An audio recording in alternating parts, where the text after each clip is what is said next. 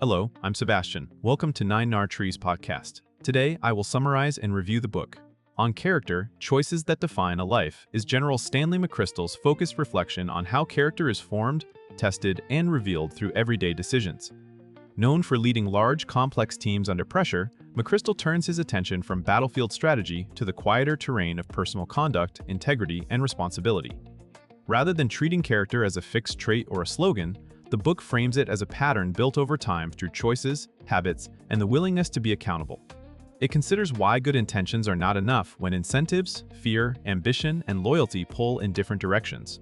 Drawing on publicly discussed themes from McChrystal's leadership work and life experience, the book connects individual ethics to the health of teams, institutions, and communities.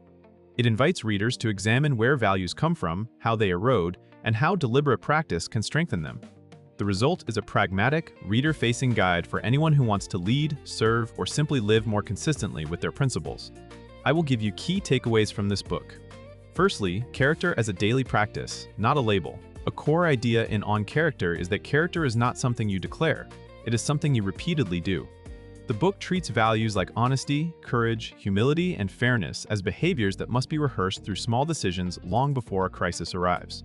This reframing matters because many people assume character is stable, then feel surprised when they compromise under stress. McChrystal's approach suggests the opposite. Stress reveals the habits you have already built. Readers are encouraged to look for the seemingly minor moments where rationalizations start, such as rounding the truth, cutting corners, or prioritizing convenience over responsibility. These moments shape what becomes normal, and normal becomes identity. The emphasis on practice also makes improvement possible. If character is a set of choices, then it can be strengthened by designing routines that reduce temptation, seeking feedback, and aligning actions with stated principles. The book links this to leadership, arguing that people watch what you reward and tolerate more than what you say. Over time, consistency becomes credibility, and credibility becomes trust, which is the foundation for healthy teams and resilient relationships.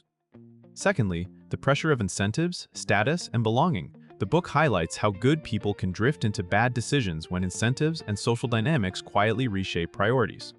McChrystal's leadership background makes him attentive to the ways organizations signal what truly matters: promotions, praise, metrics, and informal status.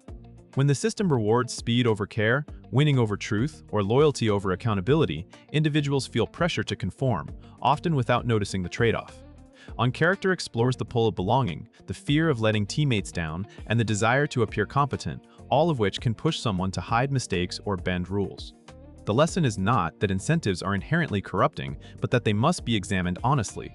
Readers are prompted to ask what they are being trained to optimize and what they are willing to sacrifice to keep their standing. The book also connects this to personal life, where reputation, social media approval, and professional competition can create similar distortions. By recognizing these forces early, a person can build guardrails, defining non-negotiables, choosing mentors who tell the truth, and creating environments where speaking up is safe. The result is a clearer ability to act with integrity even when conformity looks easier. Thirdly, accountability, ownership, and the courage to face consequences. Another major thread is accountability as a defining element of character. The book treats ownership not as a managerial buzzword, but as a moral stance, admitting what happened, naming your role, and taking responsibility for repairing harm. This is especially challenging because most environments teach people to protect themselves first. McChrystal's perspective emphasizes that responsibility is not limited to direct actions. It also includes what you allow, ignore, or fail to challenge when you have influence. On Character encourages readers to distinguish explanations from excuses.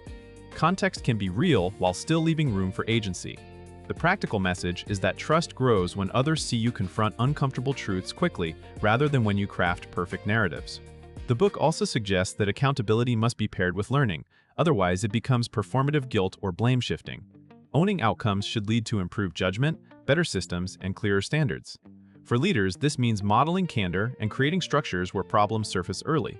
For individuals, it means making amends, correcting misinformation, and accepting short-term discomfort in exchange for long-term credibility. Over time, this habit builds a reputation for reliability that is hard to fake and easy for others to follow. Fourthly, moral complexity in making choices under uncertainty. On Character takes seriously the fact that many real decisions are not clean contests between obvious right and obvious wrong. Instead, people often face competing duties, Loyalty versus transparency, compassion versus firmness, mission versus well-being, or short-term wins versus long-term legitimacy. The book's value lies in treating moral reasoning as a skill that can be developed, especially when information is incomplete and consequences are uncertain. McChrystal's public leadership work often emphasizes complexity, and here, that lens is applied to ethics. Choices ripple across teams and communities, and the second-order effects may matter more than the initial result. Readers are guided to slow down and evaluate decisions through multiple frames, including consequences, principles, and the example set for others. The aim is not perfection but responsibility, choosing the option you can defend honestly and consistently. The book also stresses the danger of self-deception when people justify harmful actions by labeling them necessary. A helpful takeaway is to practice decision-making before you are forced to act quickly, clarify values, identify red lines, and rehearse difficult conversations. When pressure comes, preparation helps you act without betraying yourself or your responsibilities to others. Lastly, building cultures of character in teams and communities. While character is personal, the book argues that it is also contagious. Teams and institutions develop shared norms based on what leaders reward, what peers celebrate, and what problems are allowed to linger. On Character explores how a culture of integrity is built through clear expectations, consistent enforcement, and everyday modeling, not through posters or speeches. A key insight is that standards must be lived at the edges, in unglamorous moments like how people treat those with less power, how credit is shared, and how mistakes are handled. When leaders cut corners, others learn that rules are optional.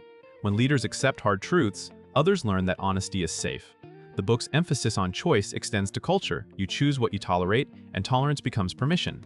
It also points to the role of humility, the willingness to listen and adjust, which keeps an organization from confusing confidence with correctness.